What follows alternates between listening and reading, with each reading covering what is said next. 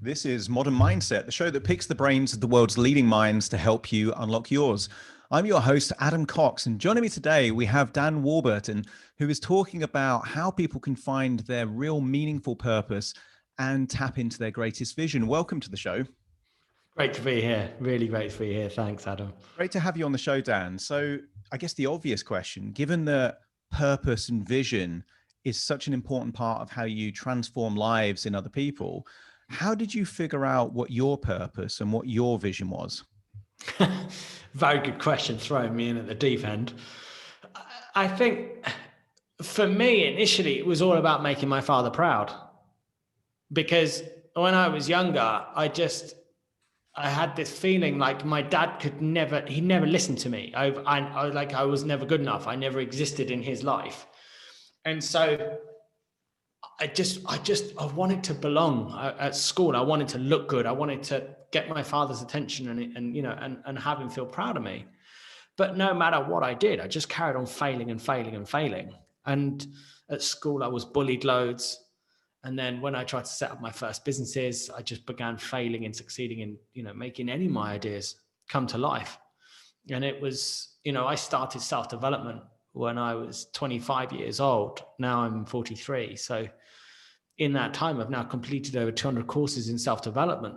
And the reason why I got into it was because the reason why I got into self-development was because I failed so much, so often. I started to really question, why is my life so difficult? Why is it so impossible? Why can I not seem to succeed at any of my business ideas? And the journey of it was 8-9 years ago, I was having a coaching conversation with one of my coaches. And there I was sitting in this center in London. And I said to my coach, I said, why is my life so difficult? Why can I not succeed? I see people that have beautiful big houses and nice cars and I see people in great relationships and they seem to be happy, but why can't I seem to just get some of that myself? And that brought us into this coaching conversation. And in that, I had a memory of something that happened to me when I was 3 years old. And I said to my coach, I said, I'm remembering something that happened to me when I was 3 years old. He said, great, just stay with it. And so what happened was I was 3, my brother was 1. I was in a double push pram and it was a bright sunny day.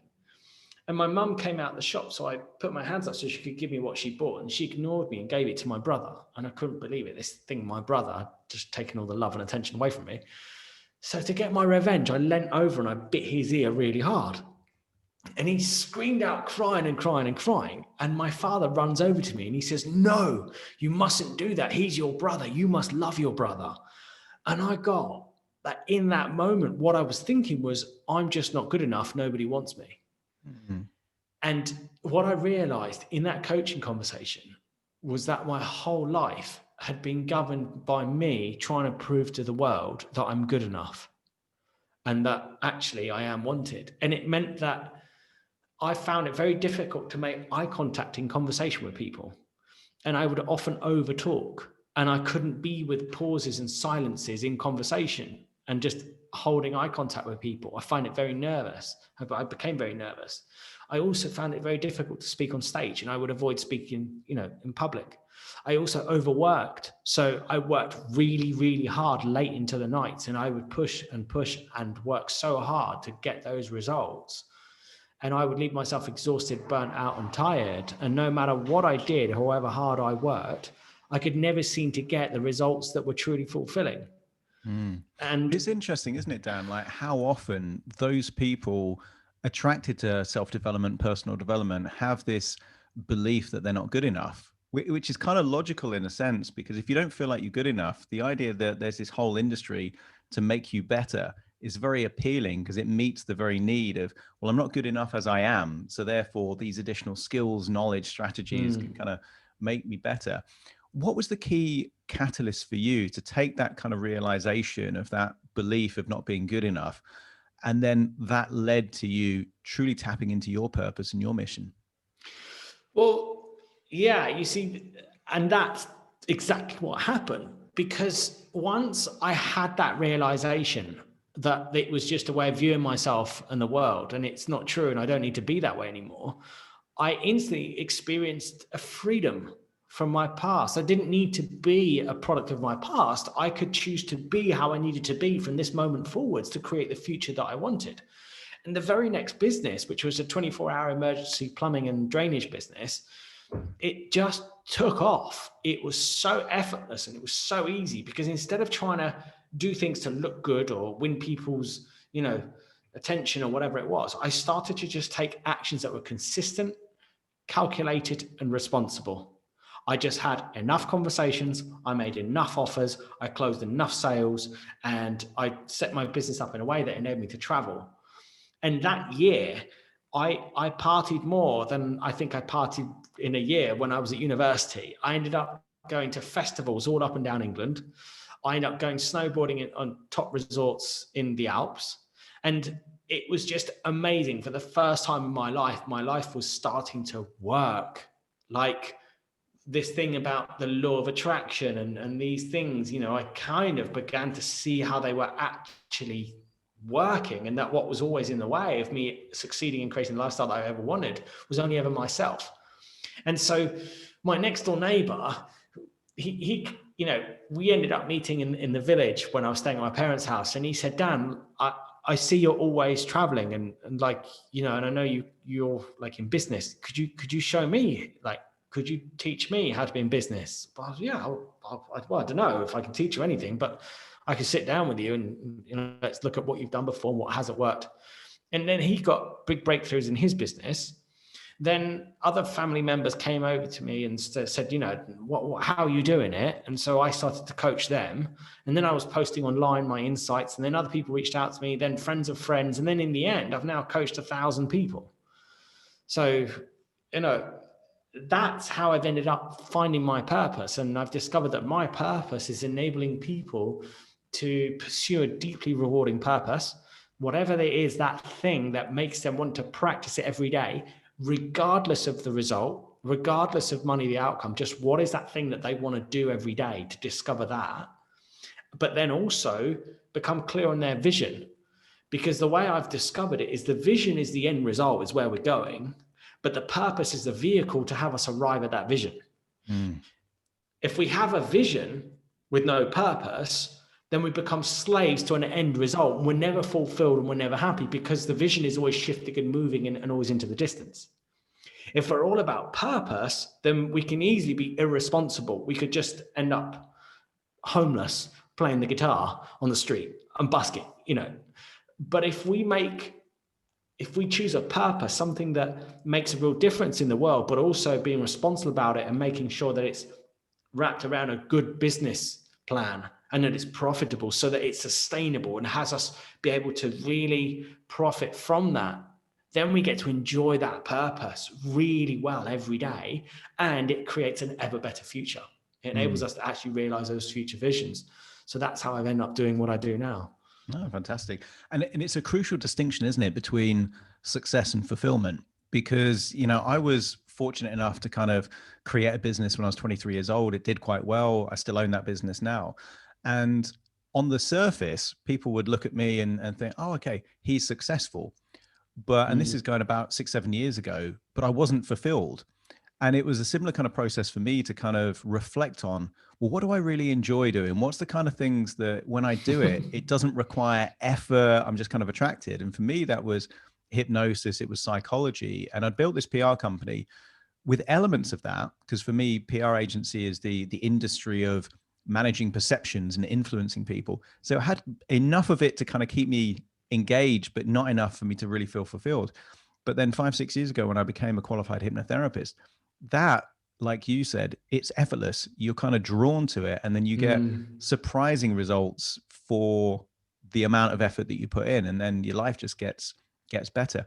What was the key? Because for me, my key fear, when I had a similar belief to you of not being good enough, and I thought that once I got over that fear of not being good enough, it's going to take my motivation away, because I was so motivated to work and achieve and succeed and all this kind of stuff, to kind of have this kind of approval or validation from other people, that I thought, well, the moment I truly accept myself and I'm comfortable in my own skin, is that motivation going to go away? Unfortunately, it didn't. So that was my fear. But what was your biggest fear transitioning from this version of you that was a kind of a people pleaser to this version of you that was kind of driven, had clarity, and were making progress? Very good question.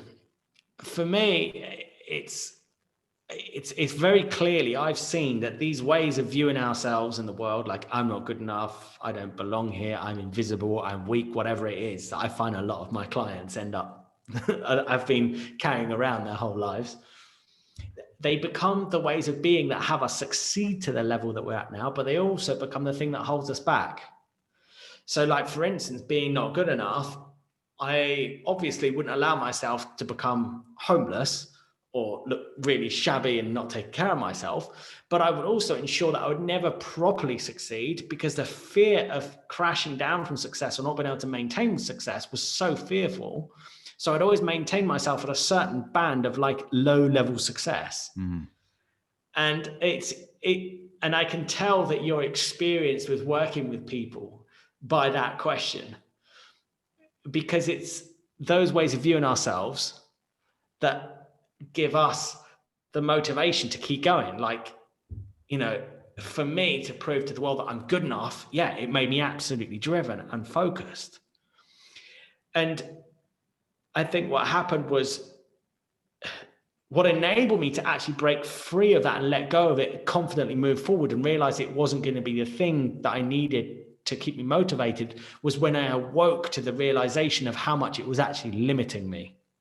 And once I became aware and shocked by how much it was limiting me, it was then easy to transform it and move beyond it and take on a new way of being, if that makes sense. Oh, totally makes sense. Yeah, it's always that, kind of upside downside when you look at two different futures. What's the consequence of maintaining this particular belief, this particular limitation? What does that future look like? And it's terrifying. If you actually kind of future pace, what happens if I carry on in this way?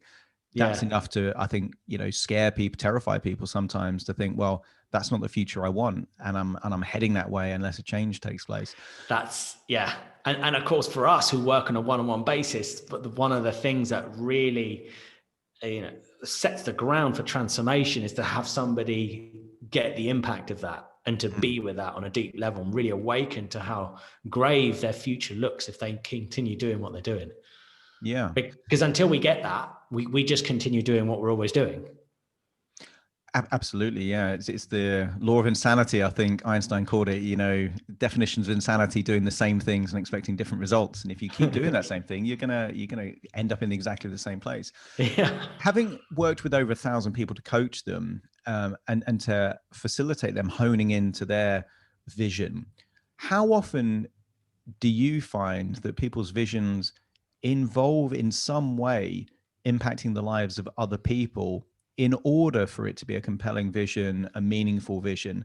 Is it, because for some people, it's material things. It is that house, it is that car, it is, the shiny watch or whatever it might be.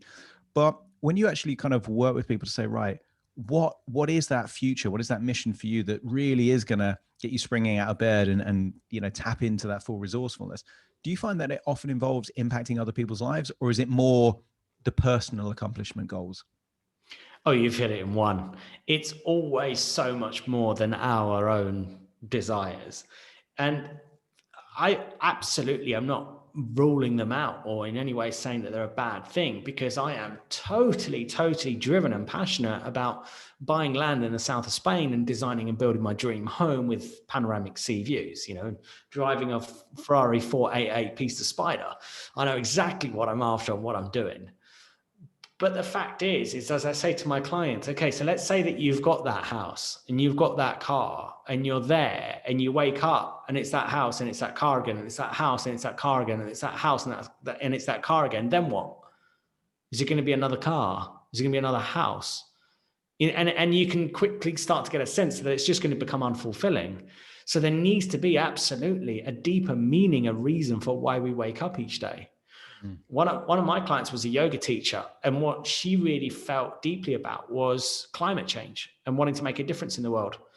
And so we looked at how she could bring her yoga into that, and she realized that actually she had a secret little dream of having her own fashion label. So she went into producing yoga pants that were like really classy and stylish to wear, but also were fully functional for yoga, but they were made out of totally organic fabrics. And they were made in countries where they didn't have opportunity of such wealth.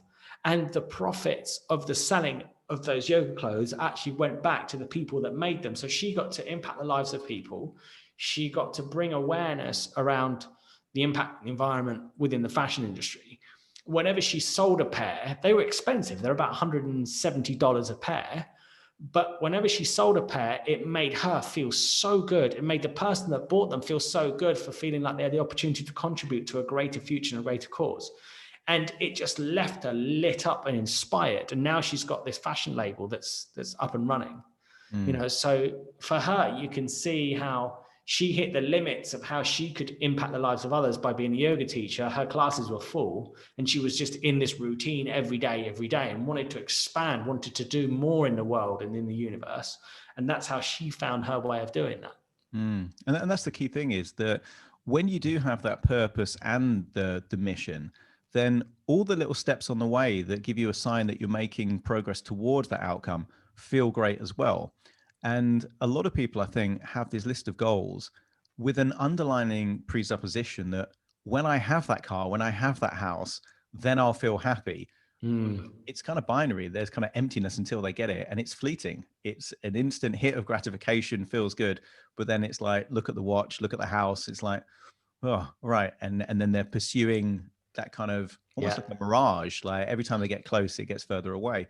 And when you have got that really juicy purpose, anything that gives you a sign, I'm sure for her, every time she sells, $170 yoga pants, it's kind of like, I'm making a difference. This feels great. And it's along the way rather than this kind of destination that you're finally going to get there.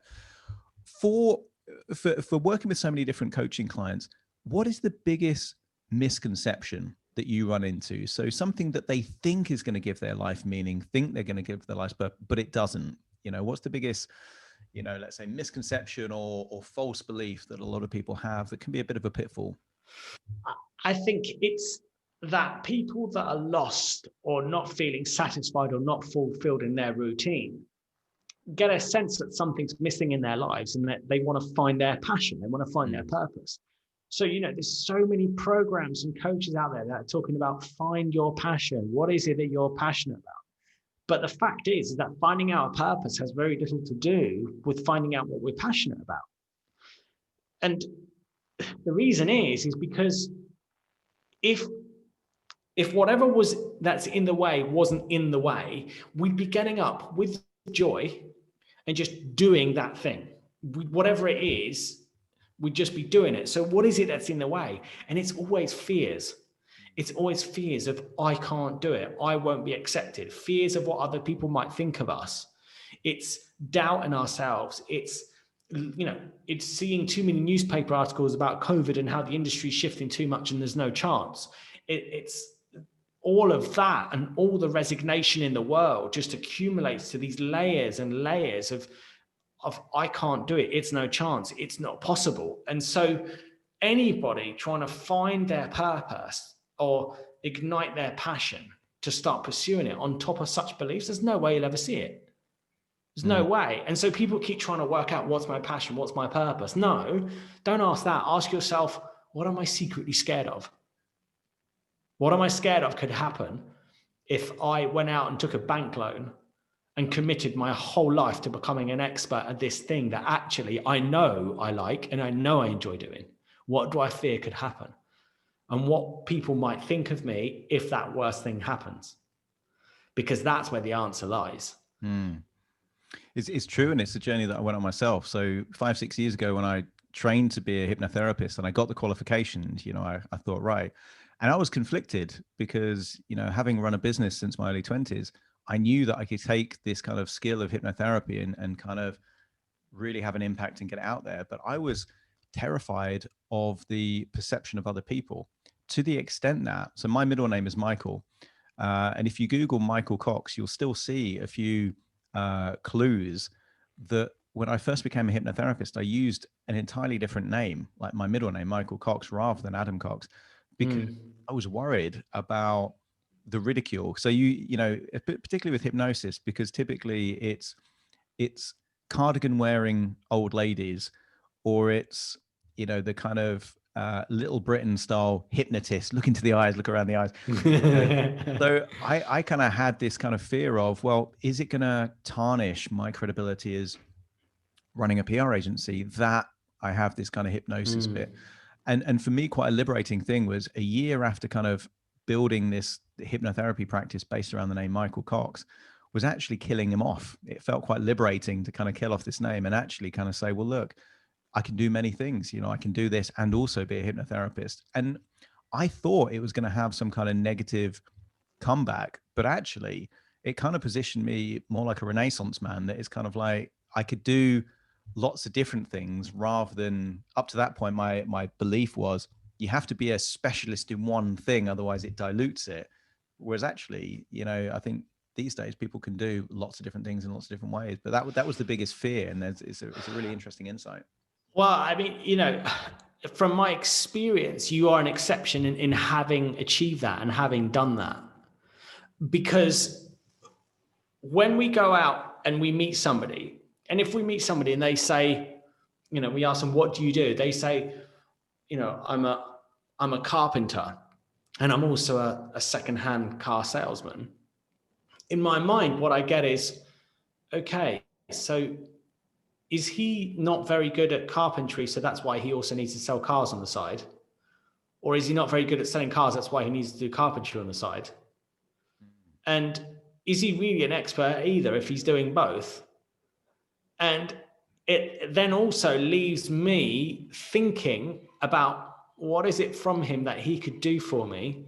And it leaves me confused. And usually where there's confusion, it leaves the brain just saying, no, I'm not interested. Yeah. So what I get that you've done is you haven't actually gone into being a hypnotherapist, and you haven't gone into PR. You've gone into being Adam Cox, into bringing you as the brand, as the solution to different problems. And so people aren't coming to you for that thing that you offer. They're coming to speak to you to find a solution for what they're dealing with. And you've gained such reputation and confidence in people as being the solution to a series of problems, that's how it's enabled you to become an expert. Does that make sense? It does make sense. And I also think it's because like both of us have an appreciation of the branding and how confusion isn't really your friend when it comes to a brand. Yeah. For me, when I'm on LinkedIn, I'm the PR person, but on Facebook and Instagram, I'm the hypnotist. Nice. So occasionally I will share, some of the PR things that I did, but very rarely, because people are like, what's he talking about PR for? Because I'm kind of, that's it. And that's where it's challenging, right? Yeah, totally. So it is a weird question when people ask me, what do I do? I often say, it depends what day of the week it is, or it depends what time of the day it is, because, it's very contextual, broadcaster, hypnotherapist, kind of, investor, whatever it is. But the thing is, that's what's great about the world right now, is that there are lots of different opportunities, but you do need to have an element of clarity as to what it is that you do.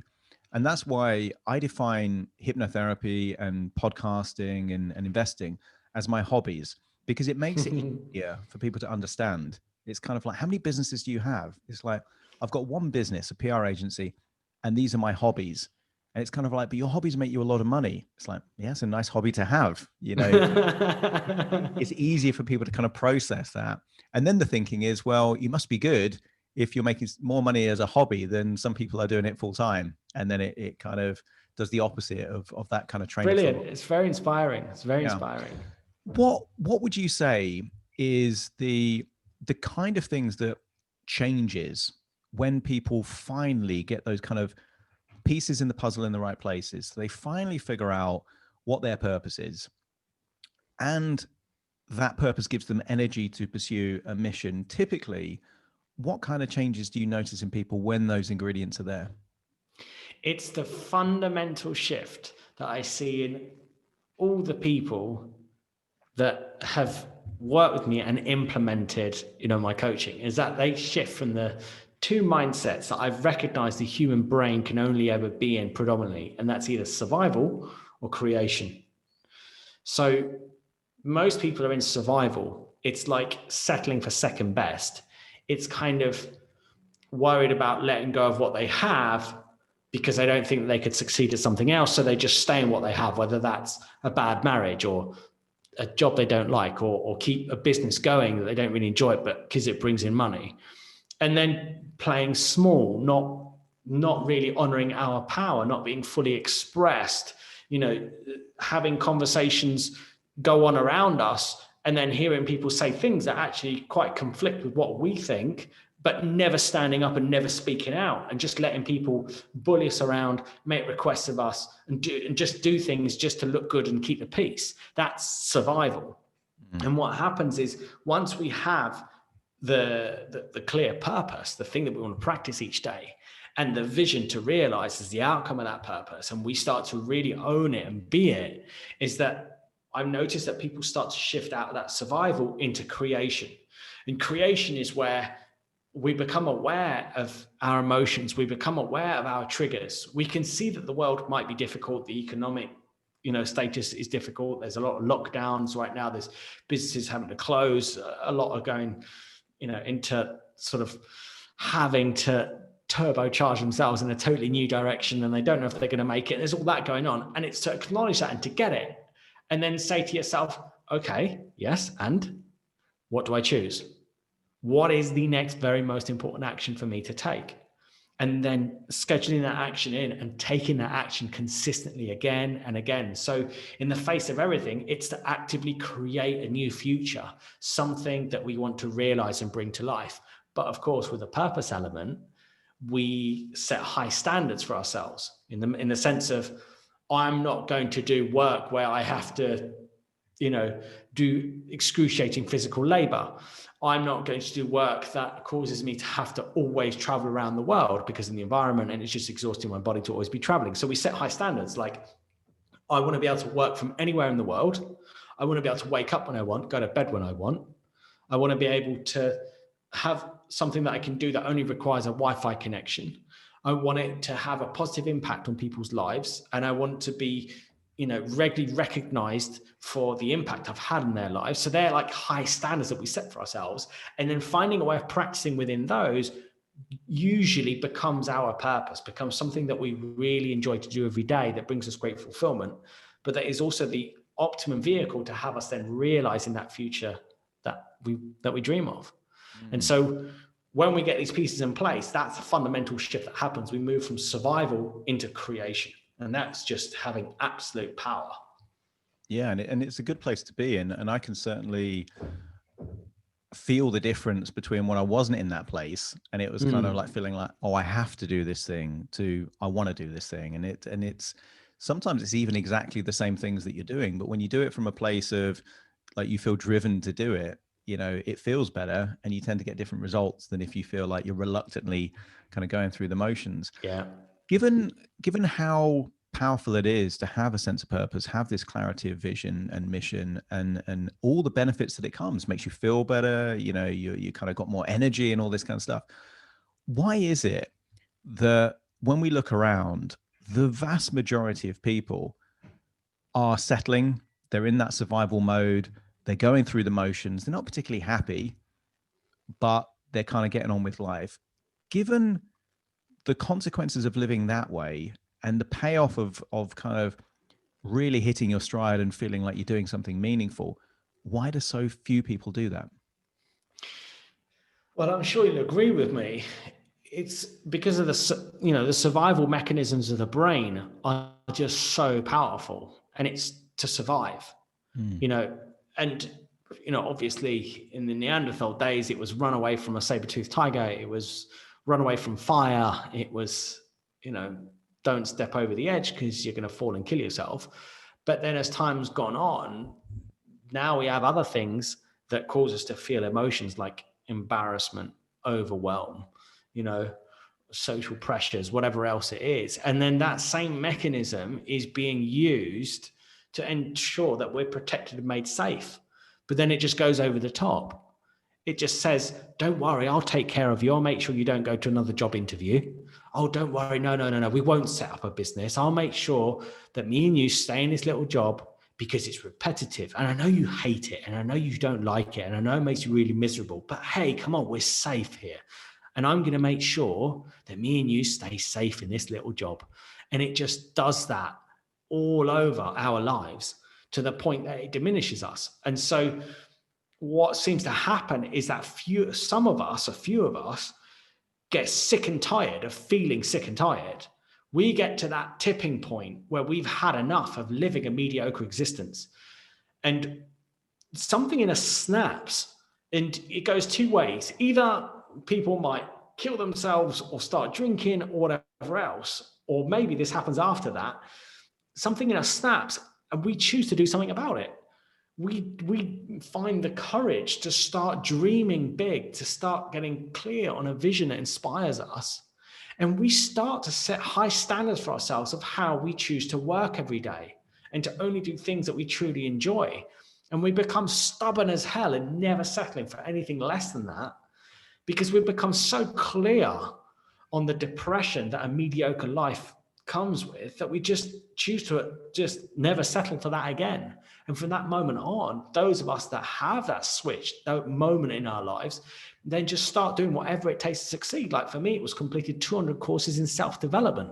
I went and did 51 days, 4,250 meters above sea level in the Himalayas of a yoga program with some mountain yogi. And there we were in shorts and a t-shirt at 0 degrees centigrade, learning to meditate for hours on end. I mean, all of that because I knew that through leaning into what made me want to be safe and play small and to break through that always led on to great reward the other side. And now when things don't go to plan, or I get let down, or somebody, a client is late on paying, a payment, and I've promised that money somewhere else, and classic life stuff happens. Before doing these programs, I would just be overwhelmed with stress and anxiety. But now I'm able to watch those triggers and those mechanisms in me and just ask myself, Dan, what are you choosing? What's your future? And what is the most important action for you to take today? And that practice every day, practicing that realization every day is now what's enabled me to live an extraordinarily free lifestyle where, I really do get to travel the world, work wherever I want. I'm living in the south of Spain right now, and I've got incredible sea views in front of me, and I've always wanted this, but this has only come around and become reality because I dared to dream and dared to go for it. But for me to get there, I had to get sick and tired of living a mediocre lifestyle and always failing and all of that. Yeah, it's getting to the point of threshold, isn't it? Everyone has to find the straw that breaks the camel's back, and then it's not the same after that point. And it can be a tough road to get to that point, but once you get there, it's definitely worthwhile. And I think it's also interesting that, most people think that we're hardwired for happiness. There is this kind of overall narrative that, everyone is naturally pursuing happiness. And it's not the case. That sympathetic nervous system that you talk about, humans are hardwired for survival, not for happiness. And they will endure misery if there is some element of believing that that's necessary to survive. So at some level, you've got to override the neural circuitry of the brain to be free of that kind of, and it is a fantasy, it is a mirage. The fear, all these things that are perceived to be holding you back, they're not really real most of the time. There is a difference, between a saber-toothed tiger and the opinion of other people. They're very different kind of things, but the actual, thinking of that is very, very dangerous. And I remember, I used to be terrified of the evaluations and the opinions of other people. And now if I share certain things on social media, there's always a few snidey comments, and things like that. And I thought that would be my worst nightmare, but it actually makes me smile because it's showing me that the thing that I was really worried about, I couldn't care less anymore. It kind of makes me smile now. But particularly in the UK, and obviously you're not in the UK at the moment, but in the UK, there is this element of the tall poppy syndrome. Oh, you think you're so good. And I used to hear this a lot, at school kind of playgrounds, like, who do they think they are? There is this element that if you aspire to be something good or great, or, live, some kind of meaningful life, that somehow you're leaving other people behind, that you think you're better than other people. Mm. Where do you think that psychology comes from? And why is it so powerful at stopping people from pursuing their own dreams, that kind of fear of disapproval from other people? I mean, we all see the wealthy driving, nice cars and living in big houses, and there's this thing that when you achieve all that and you have all that, it's going to make you happy, going to make you fulfilled. But then there's also they've got a real bad name for themselves. A lot of wealthy people, they end up high on themselves. They think they're superior. They think they're bigger. They're better. They mistreat people. They don't speak to people nicely. And then I think that there's a lot of people out there believing that if you become wealthy, you'll become miserable. You'll become like that. So I think there's a lot of discouragement out there in the world from people saying, don't become rich, don't become wealthy, because you just become one of them, I think that's part of it. But I also think it's part of you're rubbing it in other people's faces. That actually, if you're driving that nice car or living in that big house, you're not doing it to celebrate what you've earned and achieve, but you're deliberately showing that to other people to make them feel miserable. And of course, that isn't the case. Maybe in a few exceptions it is, but rarely. I think the people that achieve are trying to do it to, rub people's noses in it.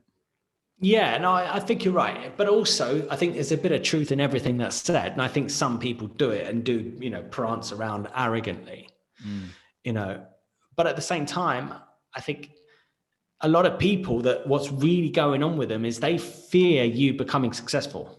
Yeah. Because if you become successful, you're going to prove to them that they settled for second best, that they played small and they didn't do anything with their lives.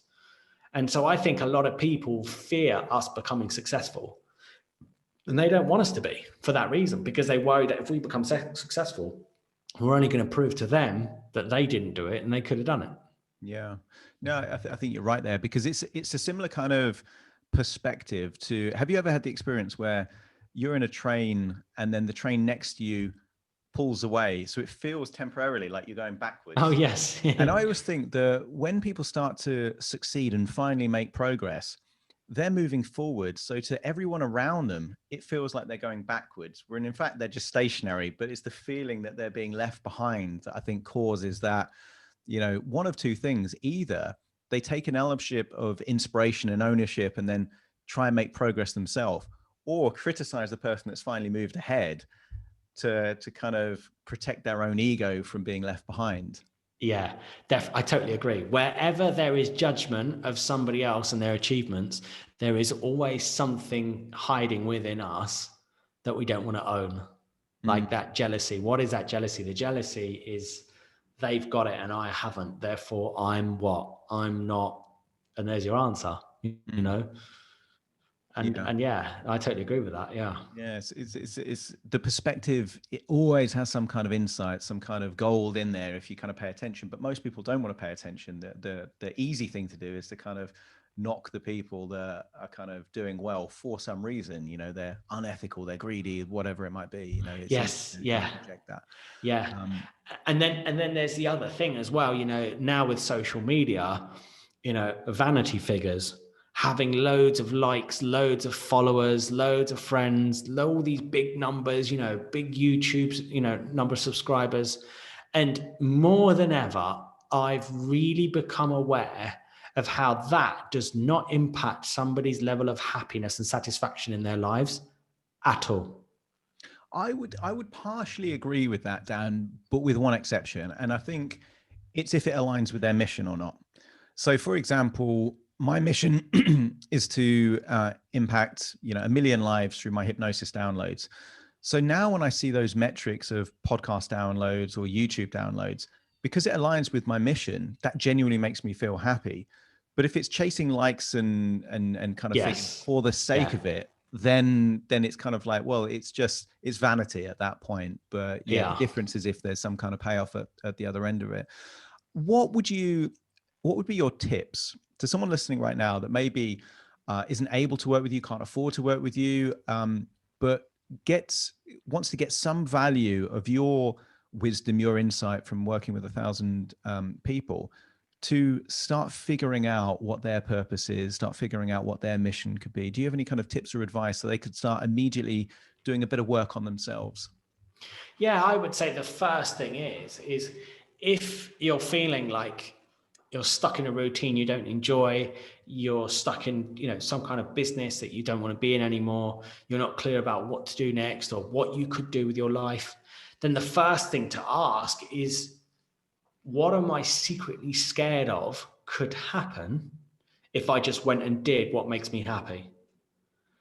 Because, you know, finding your passion is impossible whilst you're in some state of survival. But knowing what makes you happy, I think, is somewhat easier to find. What is the thing that in the last 3 years that you did that made time just fly past? What hobby, what sport, doing what activity, or what position in your business, or which business did you have? And what roles in that business brought you the greatest sense of enjoyment, of happiness? And once you start to ask yourself those things, you'll start to get a little picture of how you enjoy working throughout the days. And then you can start setting your standards. I want to be working with so many people at once. I want to be working only this amount of hours. I want to be earning that amount of money. And bit by bit, you can start to find a way that you really enjoy working, but then go beyond that. Then start to ask yourself, well, what do I fear could happen if I went to create a lifestyle that was like that enabled me to live like that? What do I secretly fear people will say about me? If I chose to do that, who's the one person I'd be most fearful of telling that I want to now do that? And what am I fearful that they're going to say?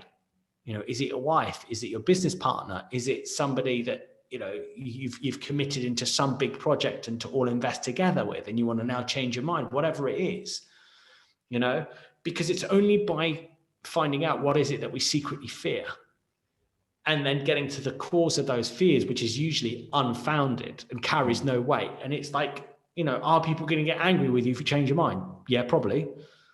Are people going to be annoyed if you change direction and do something else? Yeah, probably. Are people not going to trust that you're going to become successful, that you can't support them? Yeah, maybe. But once you get that that's all it is, that if you can simply take responsibility for what you're choosing to do and communicate clearly what you're committing to and take it on, that it soon all passes. And before long, people then know you as an expert within months of whatever it is that you then choose to do. And I'd say that's where to start, is to find your passion. Don't look for your passion. Just look at what you're secretly fearful of could happen if you pursued that passion, if you went and did what made you happy. And that's where the answers lie. Yeah, it's always in the fear, isn't it? It's kind of, and for a lot of people, it's the fear of the unknown. That's kind of people like certainty, and you're right. They will stick with a regular job that they hate just because it gives them an element of comfort or certainty than the unknown of what that kind of other life might be like. But the other thing is the fear of the unknown is only ever filled with our past experiences, which are based on past things that have happened that have caused us to feel scared, embarrassed, lonely, lost, whatever it is. Because before we've experienced having any of this life, the unknown doesn't scare us because that's where we are to begin with. We're not born with fear. We're born with no fear, and we're totally in the unknown.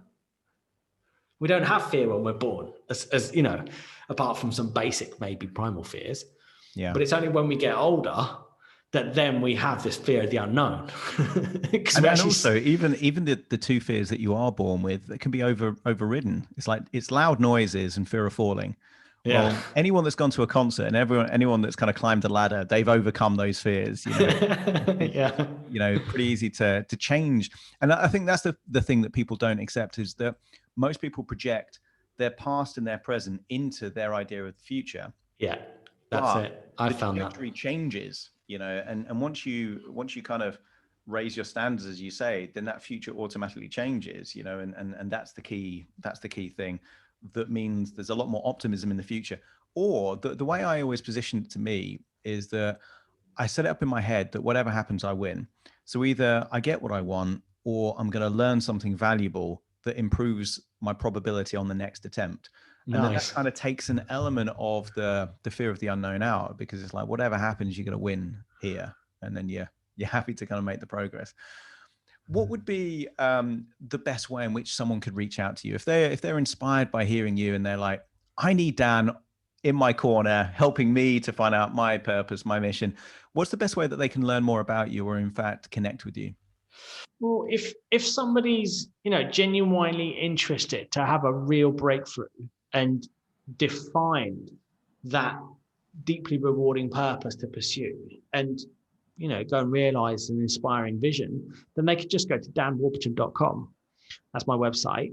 And there's you can just enter your details to receive a complimentary transformational session where we'll do some deep work to find out, what's in your way and what could be in your future. And I don't charge for that. I enjoy giving those away.